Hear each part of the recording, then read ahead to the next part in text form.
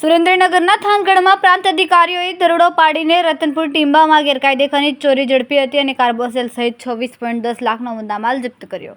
તંત્રની કામગીરીથી ખનીજ ચોરોમાં ફફડાટ ફેલાઈ ગયો. રતનપુર ટીંબામાં ગેરકાયદે ખનીજ ચોરી ઝડપી લીધી. સુરેન્દ્રનગરના થાનગઢમાં પ્રાંત અધિકારીઓએ દરોડો પાડીને રતનપુર ટીંબામાં ગેરકાયદેસર ખનીજ ચોરી કરીને ઝડપી લીધી. પ્રાંત અધિકારીઓ જ્યારે સ્થળ પર પહોંચ્યા ત્યારે 4 કૂવામાંથી ગેરકાયદેસર રીતે કોલસો કઢાતો હતો. કાર્બોસેલ સહિત 26.10 લાખનો મુદ્દામાલ જપ્ત કરાયો. પ્રાંત અધિકારીની ટીમે તત્કાલ કાર્યવાહી કરીને કાર્બોસેલ સહિત 26.10 લાખનો મુદ્દામાલ જપ્ત કર્યો હતો.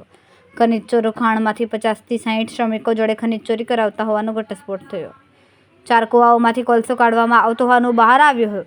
પ્રાંત અધિકારીની ટીમે રેડ કરતા ગેરકાયદેસર રીતે 4 કૂવાઓમાંથી કોલસો કાઢવામાં આવતો હોવાનું બહાર આવ્યું. ટીમે સ્થળ પરથી 4 કાર્બોસેલ કૂવાઓ, 2 tractor, 1 pressure, 1 generator, 1 diesel machine સહિત ₹26.10 લાખનો મુદ્દામાલ જપ્ત કર્યો.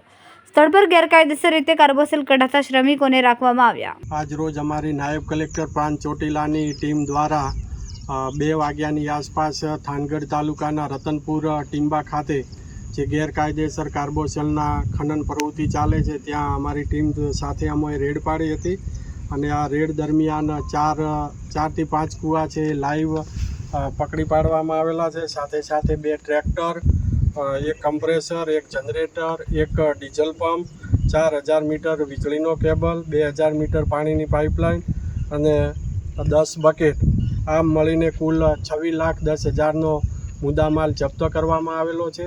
અને આ તમામ જે મુદ્દામાલ છે એ હાલ ખસેડવાની કામગીરી ચાલુ છે. સાથે સાથે અહીંયાથી 20 જેવા એ મજૂરોના કુબાઈ પણ મળી આવેલ છે. જે મજૂરોને પણ સમજૂત કરી અને તેઓ મધ્યપ્રદેશના હોય તેઓને પણ મોકલવાની કામગીરી ચાલુ કરવામાં આવી છે. અને આ જે પણ કોઈ 2 ટ્રેક્ટર જપ્ત કર્યા છે એ ઈસમો કોણ છે અને ક્યારથી આ ખનન કરતા હતા તેઓની શોધખોળ કરી અને તેઓની સામે Gujarat prevention illegal mining, storage and transportation rule 2017 અંતર્ગત કાર્યવાહી હાથ ધરેલ છે. રિપોર્ટર મહેશભાઈ ઉત્તેરિયા, સુરેન્દ્રનગર.